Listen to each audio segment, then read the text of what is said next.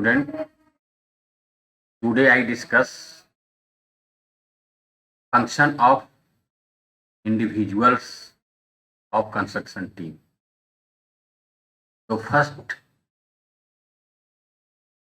designation of construction team is called client.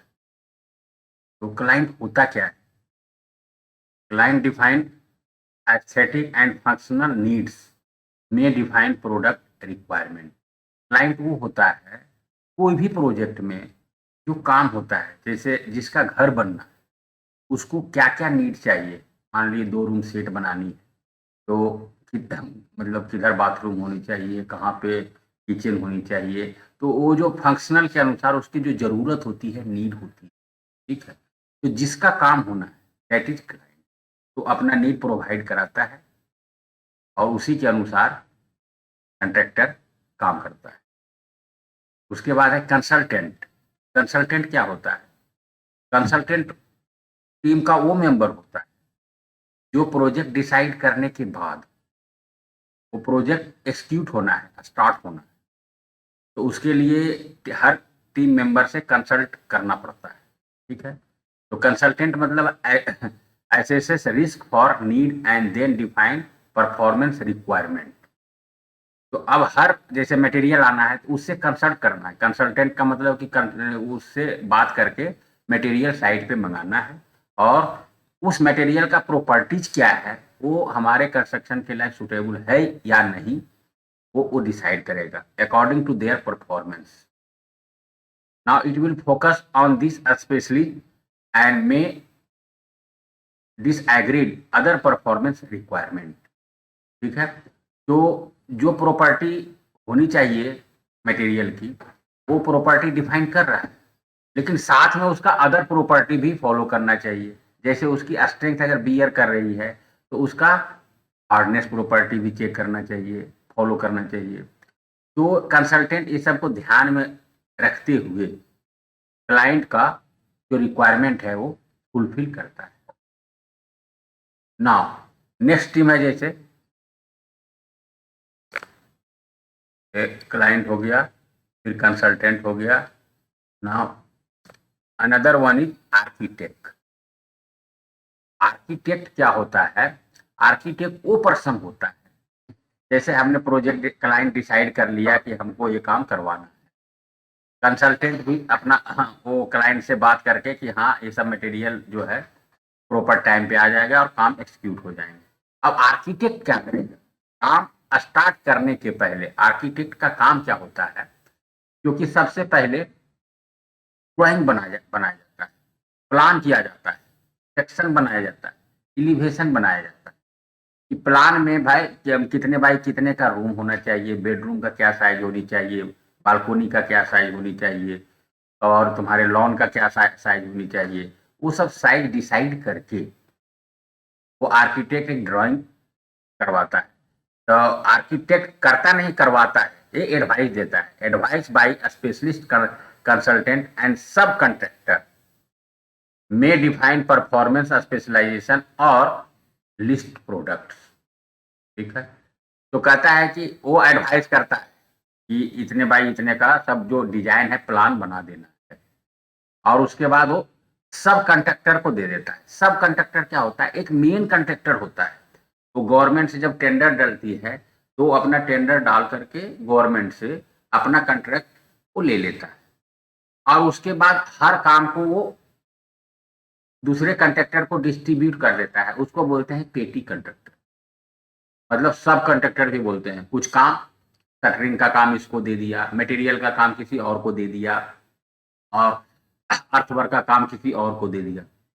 Different work is given by different person, ठीक है, that is called सब contract. तो अपना अपना काम देखेंगे और टाइम पे एक्सिक्यूट करेंगे ना। इंजीनियर्स, इंजीनियर क्या है? इंजीनियर वो पर्सन होता है जो भी आर्किटेक्ट ने ड्राइंग किया है, जो प्लान किया है, तो इंजीनियर उसको मॉनिटर करता है कि वो प्लान के जो बनाया गया है उसी के अनुसार वर्क हो रहा है या नहीं। Engineer define specialist requirement. Specialist requirement का मतलब क्या है, हर चीज का स्पेशलिस्ट होना चाहिए। जैसे जो है मटेरियल का टेस्टिंग के बारे में, जो हम मटेरियल के जिसको काम दिए हैं उसको टेस्टिंग का नॉलेज होना चाहिए। कैसे? जैसे मान ली एग्रीगेट यूज कर रहे हैं, तो उसका जितने तरह का टेस्ट होते हैं, वो टेस्ट कैसे किया जाता है, उसका रिजल्ट कैसे आता है, वो रिजल्ट जो आ रहा है वो यहाँ अकॉर्डिंग टू आईएस कोड है या नहीं, उसके लिए स्पेशलाइज पर्सन की जरूरत पड़ती है। क्योंकि उसको नॉलेज नहीं रहेगा तो कुछ भी रिजल्ट आएगा तो दे देगा, और लास्ट में उसी के अनुसार हम बना देंगे, कंस्ट्रक्ट कर देंगे, तो स्ट्रक्चर मेरा फेल हो जाएगा। तो इंजीनियर डिफाइंड स्पेशलिस्ट रिक्वायरमेंट। तो इंजीनियर हर फील्ड का अलग अलग स्पेशलिस्ट होता है। जैसे हमारे में है सिविल इंजीनियर, तो सिविल इंजीनियर का वो काम है, सभी चीज का नॉलेज होनी चाहिए, जो भी काम है उसका जो भी स्टैंडर्ड स्पेसिफिकेशन है वो फॉलो चाहिए। क्योंकि हम अदर पर्सन को काम देते हैं, उसको नॉलेज नहीं है, तो अगर उसको नॉलेज नहीं है तो हमें उसे बताना पड़ेगा कि अगर कॉलम की शटरिंग होनी तो कौन सा मटेरियल लगेगा, कितने हाइट पे वो रेनफोर्स बाइंडिंग होगी, ठीक है, रेनफोर्समेंट डालना है, तो जो भी कॉलम है कि साइज क्या है, शेप क्या है, तो वो सब डिफाइन करके कितने नंबर ऑफ रेनफोर्समेंट डलेंगे, वो सब इंजीनियर उसको आइडेंटिफाई करके बताता है और उसी के अनुसार वर्क होता है। Now next one is contractor. Contractor क्या होता है? कंट्रैक्टर का वर्ड से ही मीनिंग है कि कोई भी वर्क को गवर्नमेंट से टेंडर डाल के अपने पास लेना, तो जो पर्सन वो लेता है उसी को बोलते हैं कंट्रैक्टर। सिलेक्ट सब contractor based on capability, availability and price. Contractor तो हो गया, मेन गवर्नमेंट से ले लिया, उसके बाद क्या करता है, इसका काम है सिलेक्ट सब कंट्रैक्टर। उसके बाद अलग अलग काम के लिए अलग अलग सब कंट्रैक्टर सिलेक्ट करते हैं। कैसे सिलेक्ट करते हैं? Based on capability. तो जो आदमी को हम सिलेक्ट कर रहे हैं, जो पर्सन को सिलेक्ट कर रहे हैं, हमें कैपेबिलिटी चेक करना है कि वो इस काम के लिए सुटेबल है कि, ठीक है। और सेलेक्ट तो कर लेंगे। अवेलेबिलिटी का मतलब हमने डिसाइड कर लिया कि इस तरह का आदमी होना चाहिए, इस तरह का पर्सन होना चाहिए उस काम के लिए, लेकिन अवेलेबल ही नहीं, तो नहीं अवेलेबल है तो अगर मान ली बाहर से मंगाएंगे तो अनइकोनॉमिकल हो जाए। तो लोकल एरिया में वो अवेलेबल है कि नहीं उसको भी ध्यान में रखते हुए सेलेक्ट करेंगे। क्योंकि मान लीजिए लेबर ही मंगाना है, जहाँ पे काम हो ये बगल के रहेंगे, तब क्या होगा कि वो चीप पड़ेगा। मान ली बाहर से लेबर मंगाना होगा, उसका भी खर्च हमको बियर करना पड़ जाएगा, तो जो प्रोजेक्ट है वो अनइकोनॉमिकल होगा। एंड प्राइस, प्राइस भी देखना पड़ेगा कि मटेरियल जहाँ से हम मंगा रहे हैं वो हर जगह का कुछ ना कुछ प्राइस वेरी करता है, तो जहाँ से चीप पड़ेगा वहाँ से हम मंगाएंगे। क्योंकि ओवरऑल एम क्या होता है, कोई भी प्रोजेक्ट जो हम स्टार्ट कर रहे हैं, कंस्ट्रक्शन कर रहे हैं, वो इकोनॉमिकल होनी चाहिए। पता चला जो 5 लाख में बन के तैयार होनी है उसमें 7 लाख रुपया लग गए, तो 7 लाख रुपया लगे तो 2 लाख का वेस्टेज चला गया, तो प्रोजेक्ट जो है अनइकोनॉमिकल हो जाए। Interprets requirement of the design team, इस पर भी ध्यान रखना होगा कि डिजाइन टीम के लिए कितने पर्सन की रिक्वायरमेंट होगी। मान लिए 2 आदमी से काम चल जाएगा, वहां हम 3 आदमी रखें तो फिर भी अनइकोनॉमिकल हो जाएगा। मे इन्फ्लुएंस सिलेक्शन ऑफ प्रोडक्ट, इस पर भी मतलब प्रोजेक्ट को इकोनॉमिकल बनाने के लिए इस पर भी ध्यान देना होगा कि सिलेक्शन ऑफ प्रोडक्ट कौन कौन सा सेलेक्ट करेंगे और कहाँ से सिलेक्शन करके मंगाएंगे, ताकि हमारा जो कंस्ट्रक्शन कॉस्ट है जो हमने प्लान किया है उसी के अंदर हो ना। नेक्स्ट है सब कंट्रैक्टर। सब कंट्रैक्टर हमने बता दिया कि मेन कंट्रैक्टर से जो दूसरे छोटे छोटे पर्सन को दिए जाते हैं वो सब कंट्रैक्टर का लेकिन सब कंट्रैक्टर का काम क्या है? Decide product based on specification and installation factor. अब क्या करता है कंट्रैक्टर, काम छोटे कंट्रैक्टर को दे दिया, अब वो क्या करेंगे, decide product based on specification. Product मतलब जो जो मटेरियल वहां लगेंगे वो प्रोडक्ट होती है, और उसका specification according to IS code हमें डिसाइड करना, ठीक है। The client is at the head of the procurement chain. तो जो कंस्ट्रक्शन की टीम होती है ना, उसी को चेन बोलते हैं, हर एक दूसरे से जुड़ा रहता है। The client influence what is to be constructed, where, when and by whom। तो द क्लाइंट ही डिसाइड करता है कि what is to be constructed, मतलब क्या बनना है, रोड बनना है, रेलवे बनना है, घर बनना है, क्या बनना है, वो चीज डिसाइड करता है कंस्ट्रक्टेड। एंड वेयर, कहाँ बनना है, व्हेन एंड बाय whom, कब स्टार्ट होगा, कब बनेगा, एंड किसके द्वारा बनेगा। तो ये सब सब सारा काम है क्लाइंट का। There are many client types, some knows nothing about construction, others with large property portfolios have in-house expertise in construction।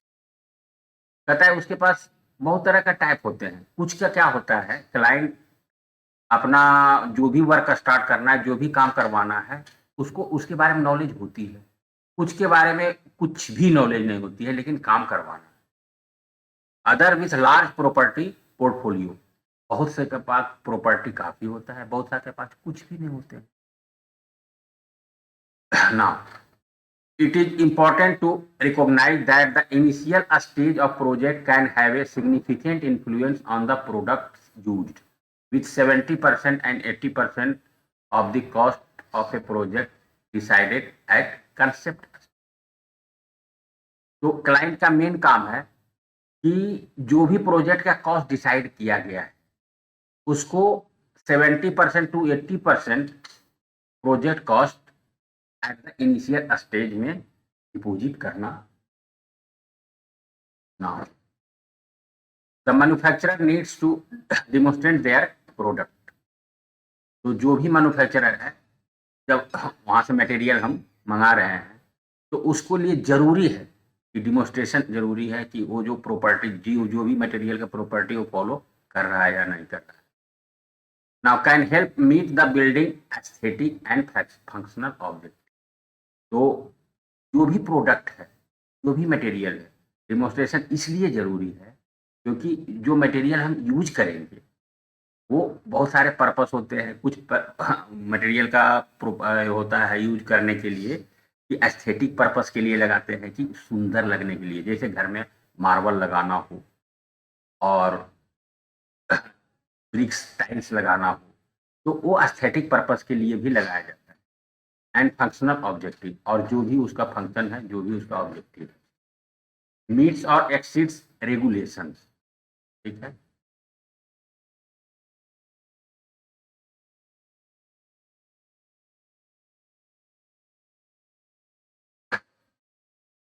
ना द मेन कंट्रैक्टर, तो अभी हमने इसके पहले बता दिया था कि मेन कंट्रैक्टर और सब कंट्रैक्टर में क्या डिफरेंस होता है। The main contractor overseas and manages the construction of the building for the client. तो मेन कंट्रैक्टर का काम है कि पूरा ओवरऑल सब चीज मैनेज करता है, इसके लिए, क्लाइंट के लिए। Following the architect and engineers design, जो कि फॉलो करता है आर्किटेक्ट एंड इंजीनियर। आर्किटेक्ट का फंक्शन हमने बता दिया था, एंड इंजीनियर का भी क्या काम होता है, रोल एंड रेस्पॉन्सिबिलिटी हमने बता दिया। The work is deliver under A construction agreement. तो सबसे पहले जो भी प्रोजेक्ट स्टार्ट होती है उसके लिए एक एग्रीमेंट बनता है।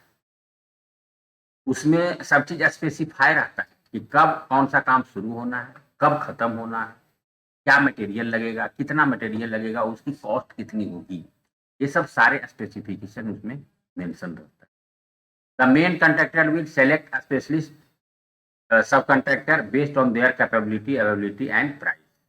जो मेन कॉन्ट्रैक्टर होता है उसके बाद सेलेक्ट करता है स्पेशलिस्ट सब कॉन्ट्रैक्टर। स्पेशलिस्ट मतलब जो भी मान लिए शटरिंग का काम देना है, तो वो ऐसे पर्सन को सेलेक्ट करेगा जिसको शटरिंग का नॉलेज होनी चाहिए। रेनफोर्समेंट बाइंडिंग का काम देना है, तो उसके लिए वो ऐसा पर्सन सेलेक्ट करेगा जिसको रेनफोर्समेंट का सारी नॉलेज होनी चाहिए। तो स्पेशलिस्ट पर्सन को कंट्रैक्टर सेलेक्ट करता है, और किस पर डिपेंड करता है कि उसकी कैपेसिटी पे और अवेलेबिलिटी एंड प्राइस पे, क्योंकि प्रोजेक्ट भी इकोनॉमिकल होनी चाहिए। ठीक है। The manufacturer needs the demonstrate how selecting their product can help the main contractor meet challenges such as achieving project scheduling and meeting client needs and remaining profitable। वो सब भी ध्यान रखना पड़ता है, क्योंकि हमने बताया था कि कोई भी प्रोजेक्ट कंस्ट्रक्ट करते हैं इकोनॉमिकल होना मस्ट है। अचीविंग प्रोजेक्ट शेड्यूल, तो प्रोजेक्ट जो शेड्यूल बनाए, शेड्यूल का मतलब कि काम का स्टार्ट प्लान में हमने बनाया था, शेड्यूल बनाया था कि कब काम, कौन सा काम कब होना है और उसमें कितने लेबर लगेंगे, कितना कॉस्ट आएगी, ये सब जो शेड्यूल बनते हैं, शेड्यूल के अनुसार वो वर्क होनी चाहिए। मीटिंग क्लाइंट नीड्स, ये भी ध्यान में रखना पड़ेगा कि जो क्लाइंट का नीड्स है वो भी फुलफिल होनी चाहिए। एंड रिमेनिंग प्रॉफिटेबल, प्रॉफिटेबल मतलब कि जो भी काम कर रहे हैं, कॉन्ट्रैक्टर काम कर रहे हैं, कोई भी काम कर रहे हैं, तो उसमें क्या होगा कि जो प्रॉफिट का रेशियो है वो भी होना चाहिए। अगर प्रॉफिट नहीं होगी तो फिर काम क्यों करेंगे। तो जब भी डिजाइन प्लानिंग होती है, डिजाइन होती है, एस्टीमेट होती है, तो एस्टीमेट में हम डालते हैं कि 10% कॉन्ट्रैक्टर प्रॉफिट हो, सारा मटेरियल सब चीज़ का कॉस्ट लगा करके 10% कॉन्ट्रैक्टर प्रॉफिट भी डाला जाता है। नेक्स्ट स्टेज क्या है प्लानिंग का? Construction planning. तो कंस्ट्रक्शन प्लानिंग का स्टेजेज है दो, pre tender stage and post tender stage. तो प्री टेंडर स्टेज में क्या करते हैं? Various construction activity required between the notification, inviting tender and the submission of the Beed by the contractor. Pre tender stage मतलब tender होने के पहले का स्टेज है कि various construction activities required. Construction मतलब कौन सा काम होना है, ठीक है, तो उसके लिए नोटिफिकेशन देना पड़ेगा कि ये काम होना है और जगह होना, कहाँ पर होना है और कब। Inviting tender and the submission of Beed, वो जो हम डॉक्यूमेंट करा करके, जो डॉक्यूमेंट बना के कि टेंडर क्या चीज़ का है, कितने कॉस्ट का है, क्या है, ये सब जो बनाते हैं उसी को हम टेंडर बीड बोलते हैं। And submitted by the contractor, that is the stage. कौन सा स्टेज है? Pre tender stage. जब कोई भी वर्क के लिए टेंडर निकालना है तो उसके पहले ये काम करना पड़ेगा। और उसके बाद क्या होगा? Post tender stage. Beed submit करने के बाद planning required by the contractor. First step is planning required by the contractor. इसका मीनिंग है कि उसके लिए प्लानिंग करना पड़ेगा, प्लान बनाना पड़ेगा कि कब प्रोजेक्ट स्टार्ट होना है, कौन कौन सा कंस्ट्रक्शन टीम में हम टीम अपॉइंट करेंगे, इंजीनियर अपॉइंट करेंगे, सुपरवाइजर अपॉइंट करेंगे, ओवरसियर अपॉइंट करेंगे। तो ये सब प्लानिंग होती है, ठीक है। After the acceptance of the tender by the concern authority and award of the contract to him, मतलब टेंडर मिल जाने के बाद ये सब स्टेज है, प्लानिंग स्टेज में ये सब काम करना पड़ेगा। हाँ, ये हमने बता दिया है, उसी को हम डायग्राम में बता दिया है। क्लासिफिकेशन ऑफ शेड्यूलिंग क्या करते हैं? प्लानिंग करते हैं, रॉ मटेरियल कलेक्ट करते हैं, फिर मटेरियल का शेड्यूल करते हैं, लेबर का शेड्यूल करते हैं, कितना लेबर लगेगा, कब आएगा, कहाँ से आएगा, ये सब सारे शेड्यूलिंग करते हैं। क्या है क्लासिफिकेशन ऑफ शेड्यूल्स, मतलब शेड्यूल को कैसे क्लासीफाई किया। फाइनेंशियल शेड्यूल भी होता है, कितना प्रोजेक्ट का कॉस्ट है, ये सब भी दिखाना पड़ेगा। प्रोग्रेस शेड्यूल और कंट्रोल शेड्यूल। प्रोग्रेस शेड्यूल भी, शेड्यूल में प्रोग्रेस भी दिखाया जाता है कि जो वर्क स्टार्ट हुआ है टाइम टू टाइम मॉनिटर किया जाता है by different team, by different person, कि जो जिस टाइम में जो काम खत्म होना था वो हुआ या नहीं हो गया। ऑर्गेनाइजेशन शेड्यूल, ऑर्गेनाइजेशनल शेड्यूल मतलब जो पूरा वर्क का होल देखता है कंट्रैक्टर, उसका भी शेड्यूल बीच बीच में शेड्यूल में दिया जाता है। वो भी मॉनिटर करेगा कि जितने भी पर्सन हम लगाएं पर काम कर रहे हैं या नहीं कर रहे हैं। तो अभी इसका बार चार्ट भी से उसको क्लियर करेंगे। हाँ, कंस्ट्रक्शन शेड्यूल में होता है सबसे पहले बार चार्ट, माइलस्टोन चार्ट और पट एंड सीपीएम। तो ये सब सारे स्पेसिफिकेशन बताते हैं शेड्यूल में। बार चार्ट से पता चल जाएगा कि कौन सा वर्क कब स्टार्ट हुई है और कुछ कितने टाइम में कितना काम हो चुका है और वो फिनिश कब होने वाला। ठीक है, इसका डिटेल एग्जांपल लेकर के बताएंगे। नाउ माइलस्टोन चार्ट, तो ये क्या है कि बार चार्ट जो है लगभग रेगुलर बेसिस पे होता है, और माइलस्टोन चार्ट का मतलब है कि कुछ टाइम डिसाइड कर दिया है, शेड्यूल कर दिया जाता है, इतने दिन के बाद ये वर्क का प्रोग्रेस देखा जाएगा। ना पट पट और सीपीएम आगे डिटेल बताएंगे, लेकिन ये दो टेक्निक है प्रोजेक्ट स्टार्ट करने का और फिनिश करने का।